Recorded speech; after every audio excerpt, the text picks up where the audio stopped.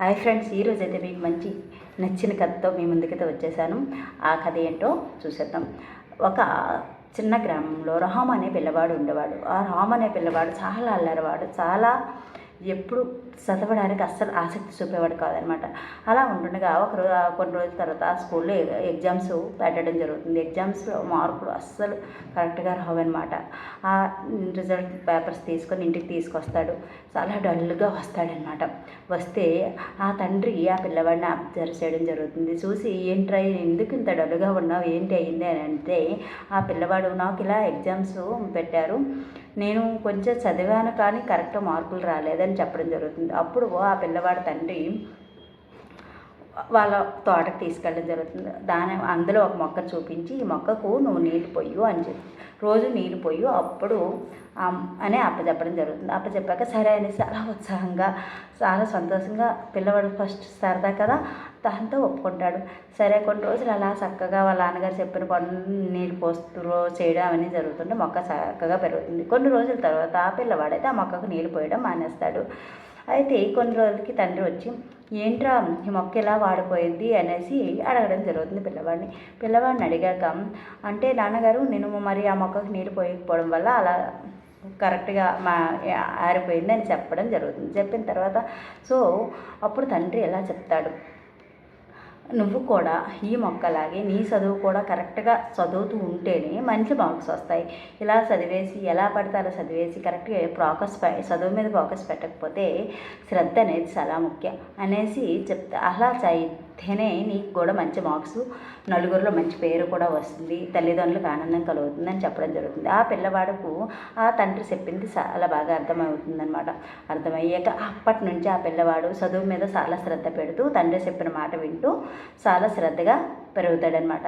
ఈ విధంగా ప్రతి పిల్లవాడు కూడా మార్కులు కరెక్ట్గా రాలేదని తల్లిదండ్రులు ఆ పిల్లవాడి మీద అరిసి గోల చేసే కన్నా ఆ పిల్లవాడిలో ఏ విధంగా లోపం, అసలు వాడికి చదువు మీద ఇంట్రెస్ట్ లేక అలా ఉందా, అసలు అలాగే లేకపోతే చదవకపోవడం వల్ల జరుగుతుందా అనేది మనం ముందు దృష్టి పెట్టాలి ఆ పిల్లవాడి మీద.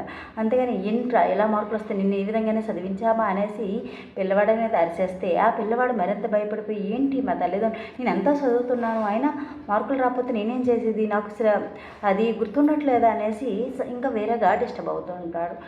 ఆ విధంగా కాకుండా మనం తల్లిదండ్రులుగా ఏం చేయాలంటే, పిల్లవాడికి మనం గైడెన్స్ ఇస్తూ దగ్గరుండి మనం వాడిని చదవమని చెప్పేసి మనం టీవీలు చూసుకుంటే లాభం ఉండదు కదండి. పిల్లవాడు ఏం చేస్తుండే, మన పనిలో ఉంటే మాత్రం పిల్లవాడు ఏం చేస్తుంటే చూసుకుంటూ మన పని చేసుకుంటూ ఉండాలి. అదే ఖాళీగా ఉంటే వాడు ఏం చేస్తుండే, మనము ఏదో పుస్తకం తీసుకొని తనకి ఏమైనా డౌట్లు ఉన్నాయేమో చెప్తూ వాళ్ళు చదివే తీరుని మనం అబ్జర్వ్ చేయాలి. ఆ విధంగా కాకుండా మనం నిత్యం ఫోన్ చూస్తూ వాడిని చదవమంటే వాడికి కూడా మనం ఫోన్ చూడాలనిపిస్తుంది. ఆ విధంగా కాకుండా ప్రతి ఒక్క తల్లిదండ్రులు కూడా పిల్లవాడు ఏం చదువుతున్నాడు, స్కూల్కి పంపించామా, వచ్చాడా, వాడు హోంవర్క్ అటు చేసుకున్నాడా అని కాకుండా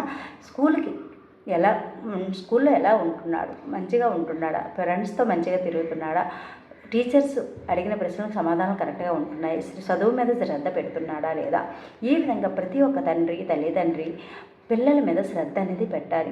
మరీ ఎక్కువ కండిషన్స్ కాకుండా పిల్లవాడు వచ్చిన టైంకి ఒక క్రమశిక్షణగా డైలీలో ప్రతిదీ కూడా ఒక పర్ఫెక్ట్గా వర్క్ చేసుకునేటట్లు తన పని తాను చేసుకుంటూ తన చదువు మనం చెప్పకముందే పుస్తకాలు తీసేటట్లు ఆ విధంగా ప్రేరేపించేటట్లు ఉండాలి తప్ప ఎందుకు ఈ చదువు మేము ఇంత వేల లక్షలు ఖర్చు పెట్టేది నువ్వు ఇలా చదవకపోతే ఎందుకు అనేసి అరిచేకన్నా మనం వాళ్ళ మీద ధ్యాస పెట్టి ఎలా చదువుతున్నారో అబ్జర్వ్ చేయడంలోనే మన పిల్లల భవిష్యత్తు అనేది మెరుగుపడుతుంది.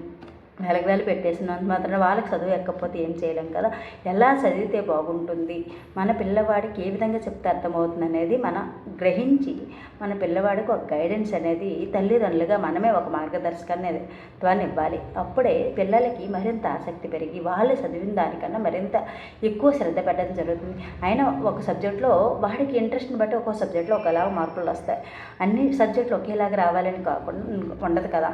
అలాగే వచ్చిన సబ్జెక్ట్ మార్కుల్ని గ్రహించి ప్రేజ్ చేయకుండా మనం రాని దానికి ఇది ఎందుకు ఇలా రాలేదు, ఇన్ని మార్కులు ఎందుకు వచ్చాయని అడగడం కన్నా ఓకే ఈ సబ్జెక్ట్ అని అంటే వీడికి ఇంట్రెస్ట్, ఇవి బాగా వస్తాయి అంటే ఈ సబ్జెక్ట్ నీకు ఇంట్రెస్ట్ లేదా ఏంటైనా నీకు ఏమన్నా అర్థం కాలేదని అడిగి తెలుసుకొని మనం దానికి సొల్యూషన్ చేసేటట్లు ఉంటే ఆ సబ్జెక్ట్లో కూడా ఆ పిల్లవాడు మంచి మార్కులు తెచ్చుకోవడానికి శ్రద్ధ పెట్టడం జరుగుతుంది. సో ఈ విధంగా మన పిల్లలతో ఉంటే ఆటోమేటిక్గా ప్రతి ఒక్క పిల్లవాడు కూడా చదువు మీద మంచి ఏకాగ్రత నిలపగలడని చాలామంది చెప్పడం జరుగుతుంది. సో ఈ విధంగా మనం కూడా మన పిల్లల్ని అరిచేయకుండా, వాళ్ళ మీద గోల చేసేయకుండా, ఇలా ఉండవు అలా ఉండవు, నలుగురు పిల్లలతో కంపేర్ అనేది అసలు చేయకూడదు.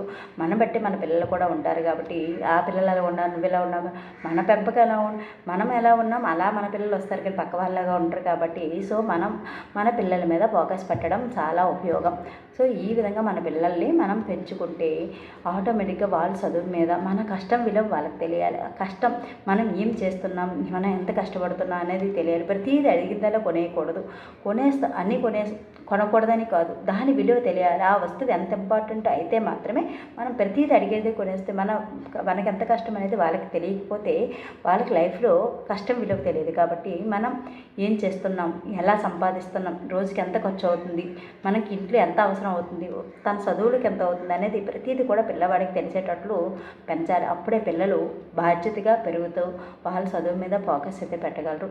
ఈ వీడియో మీకు నచ్చినట్లయితే మన ఛానల్ని సబ్స్క్రైబ్ చేసుకోండి, లైక్ చేయండి, షేర్ చేయండి.